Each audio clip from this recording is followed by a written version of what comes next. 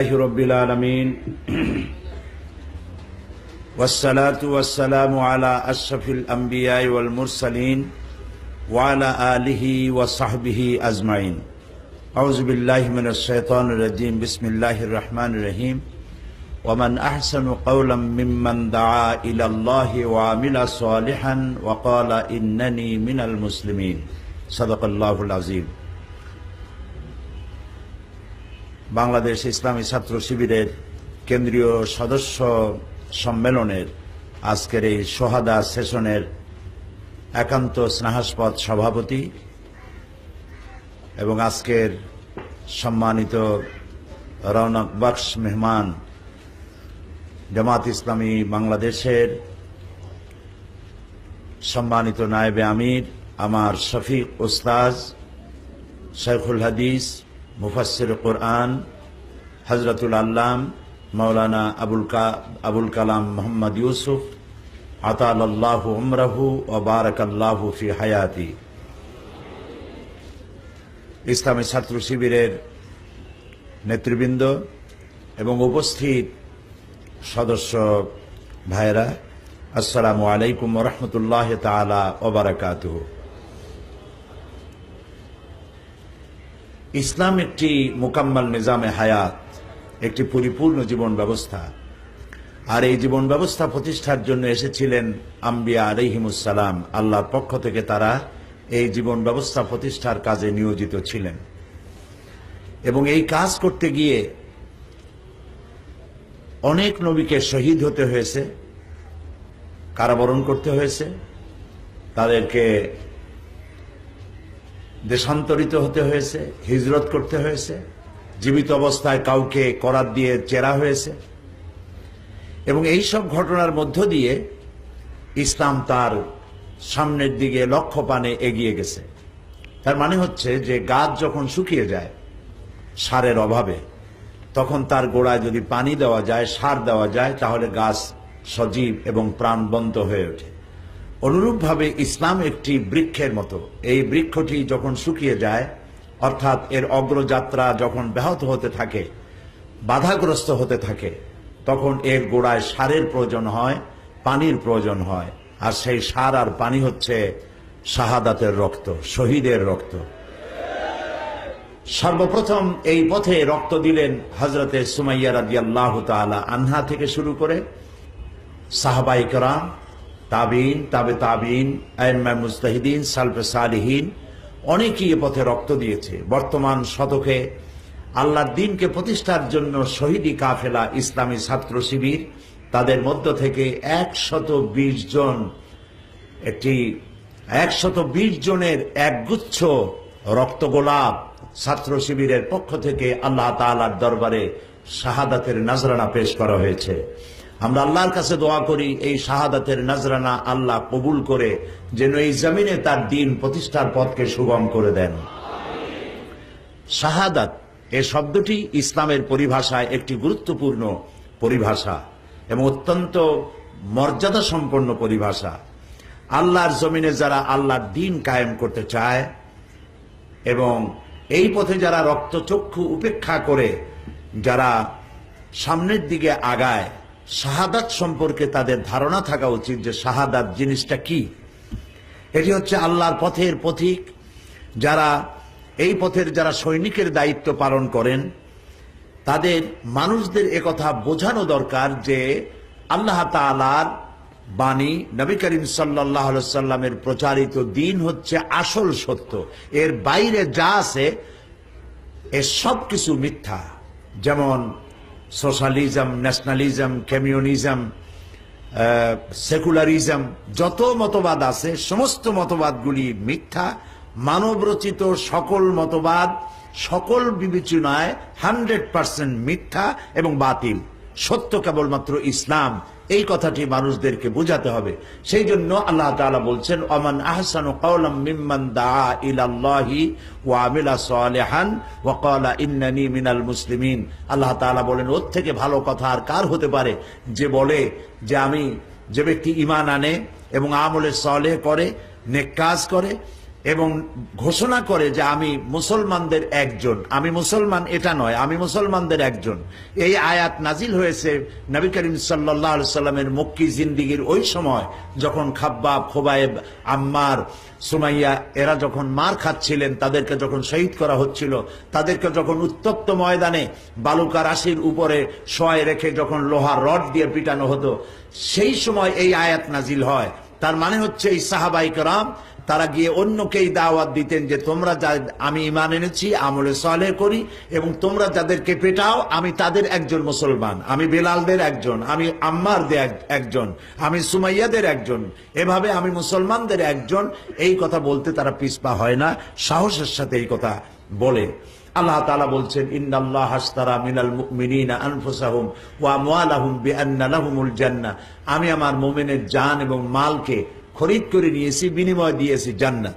তো আমাদের জান এবং মাল আল্লাহ কিনে নিয়েছেন, বিনিময় আমাদেরকে জান্নাত দিয়েছেন।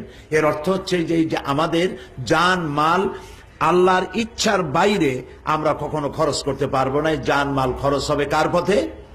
আল্লাহ তাআলার পথে।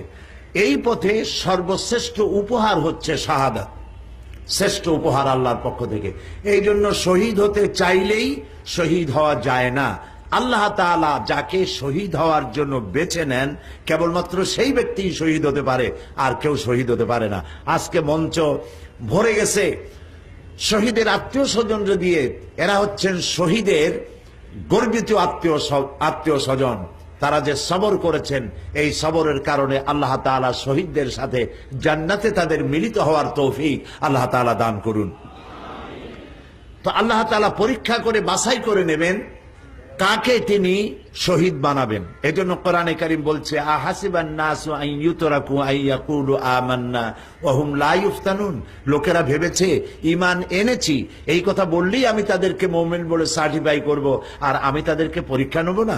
অবশ্যই আমি পরীক্ষা করব ঈমানের দাবিতে তুমি কতটা সত্যবাদী। পরীক্ষাটা কি ধরনের হবে? ওয়ালা নাবলুয়ান্নাকুম বিশাইয়্যিম মিনাল খাউফি ওয়াল জু'i ওয়া নাকসিম মিনাল আমওয়ালি ওয়াল আনফুসি ওয়াস সামারাত। আল্লাহ পাক বলছেন ওয়ালা নাবলুয়ান্নাকুম, একটি লামে তাকিদ লাগানো হয়েছে, অবশ্যই আমি পরীক্ষা করব। পরীক্ষা করব ভীতি দিয়ে, ক্ষুধা দিয়ে, দারিদ্র দিয়ে, ফসলের হানি করে এবং জীবন হানি করে আমি পরীক্ষা করব। এই পরীক্ষায় পাশ করবে তো তারা আল্লাযীনা ইযা আসাবাতহুম মুসিবাতুন ক্বালু ইন্না লিল্লাহি ওয়া ইন্না ইলাইহি রাজিউন, অর্থাৎ যারা জীবনের একজন সাথী, ছেলে শহীদ হয়ে গেল, ভাই শহীদ হয়ে গেল, বাপ শহীদ হয়ে গেল, কলিজার টুকরা সন্তান শহীদ হয়ে গেল, সে তখন চিৎকার মেরে বুক ফাটা কান্না করে বুকে এবং কপালের হাত লাগায়া করাঘাত করলো না, বরং সে পড়ল ইন্না লিল্লাহি ওয়া ইন্না ইলাইহি রাজিউন। আয় আল্লাহ তাআলা, আমি তোমার জন্য, আমরা সবাই তোমার জন্য, এবং আমাদের সকলকেই তোমার কাছে ফিরে আসতে হবে। এই জন্য শহীদের কোনো আমল বৃথা যায় না। এই যে সবর ইখতিয়ার করে, সবর করতে হবে। একজন ভাইকে মারলে পরে আরো একটা মারলে পরে 10টা নিতে হবে, এই কথা কোনো মুমিনের হতে পারে না। আমার দলের একটা খুন করলে আমি 10টা খুন করব, এই কথা কোনো মুমিনের হতে পারে না। মুমিনরা সবর করবে এবং সবরের বিনিময়ে আল্লাহ তাআলা তাদেরকে নিয়ামত দান করবেন, তার কোনো আমল বৃথা যাবে না। কোরআনে কারীম আল্লাহ পাক বলছেন, ওয়াল্লাযীনা কুতিলু ফি সাবিলিল্লাহি ফালান ইউদিল্লা আমালাহুম, আল্লাহ তাআলা বলছেন যারা আল্লাহর রাস্তায় শহীদ হয় তাদের কোনো একটি আমলও আল্লাহ তাআলা বৃথা যেতে দেবেন না। শহীদগণ আল্লাহ তাআলার রহমতের অধিকারী হবে। আল্লাহ তাআলা বলছেন, ওয়ালাইন কুতিলতুম ফি সাবিলিল্লাহি আও মুততুম লা মাগফিরাতুন মিনাল্লাহি ওয়া রাহমাতুন খায়রুম মিম্মা ইয়াজমাউন। আল্লাহ তাআলা বলছেন, আমার রাস্তায় যে ব্যক্তি শহীদ হয়ে যায়, এই শহীদকে আমি ক্ষমা করে দেই এবং আমার রহমত দেই। নিয়ামত সে এতটা পায়, সারা পৃথিবীর মানুষ যা কিছু সঞ্চয় করেছে, অর্জন করেছে, শাহাদাতের মওত তার থেকে অনেক উত্তম। এবং যারা শহীদ হয় তাদেরকে মৃত্যু বলা যায় না। আল্লাহ তাআলা বলছেন, ওয়ালা তাহসাবান্নাল্লাযীনা কুতিলু ফি সাবিলিল্লাহি আমওয়াতান বাল আহইয়াউন ইনদা রাব্বিহিম ইউরযাকুন। আল্লাহ তাআলা বলছেন, যারা আমার রাস্তায়, আল্লাহর রাস্তায় যারা শাহাদাত বরণ করে তাদেরকে মৃত্যু বলো না, তারা জিন্দা আছে এবং আমি আল্লাহর পক্ষ থেকে তারা রিজেক প্রাপ্ত হয়ে থাকে। জান্নাতীরা যারা বেহেশতে যাবে, কে ওই জান্নাতের আরাম, সুখ, সৌন্দর্য যারা লাভ করবে, পৃথিবীতে কেউ ফিরে আসতে চাইবে না, শুধুমাত্র শহীদরা ফিরে আসতে চাইবে। নবী করিম সাল্লাল্লাহু আলাইহি ওয়াসাল্লামের একটি হাদিস, ওয়ান আনাস আন নবী সাল্লাল্লাহু আলাইহি ওয়াসাল্লাম قال ما احد يدخل الجنه فيحب ان يرجع الى الدنيا وان كان له ما على الارض الا الشهيد। জান্নাতের মধ্য থেকে কেউ ফিরে আসতে চাবে না, কিন্তু শহীদ বলবে, আল্লাহ তাআলা তুমি আমাকে দুনিয়ায় আরেকবার পাঠাও, আরেকবার পাঠাও। তুমি আমাকে 10 বারও যদি দুনিয়ায় পাঠাও, তাহলে 10 বার কাফেরদের বিরুদ্ধে লড়াই করে তোমার দ্বীনকে প্রতিষ্ঠার জন্য আবারও আমি শহীদ হয়ে তোমার এই জান্নাতে ফিরে আসতে চাই। কেউ ফিরে আসতে চাইবে না, শুধুমাত্র শহীদ ছাড়া। এই জন্য শাহাদাতের মওত কোনো কষ্টের বিষয় নয়। শাহাদাত হচ্ছে একটি সেতুর এপাশে দুনিয়া, ওপাশে দিদারে এলাহি। একটি মানুষ যখন শাহাদাত করে, যখন শহীদি মওত যদি তার নসিবে হয়ে যায়, মৃত্যুর সাথে সাথে দিদারে এলাহি তার নসিব হয়ে যায়। এই জন্য আল্লাহ তাআলা শহীদদের মৃত্যুর জন্য কোনো যন্ত্রণা রাখেন নাই। হযরত আবু হুরায়রা রাদিয়াল্লাহু তাআলা আনহু বলেছেন, ওয়ান আবি হুরায়রা রাদিয়াল্লাহু তাআলা আনহু আন্না রাসূলুল্লাহ সাল্লাল্লাহু আলাইহি ওয়াসাল্লাম قال ما يجد الشهيد من مس القتل الا كما يجد احدكم من مس القرصة رواه الترمذي। তিরমিজি শরীফের হাদিস। হযরত আবু হুরায়রা রাদিয়াল্লাহু তাআলা আনহু বলছেন যে শহীদের মওত, রাসূলুল্লাহ বলেছেন শাহাদাতের মওত পিঁপড়ায় কাটার যন্ত্রণার চাইতে বেশি কিছুই নয়। তা যতই দেখানো হোক যে কোপায়ে কোপায়ে টুকরা টুকরা করেছে, গুড়িতে ঝাঁঝরা হয়ে গেছে, যতই দেখানো হোক, রাসূলুল্লাহ বলছেন একটি পিঁপড়ায় কাটার যন্ত্রণার চাইতে বেশি কিছু নয়।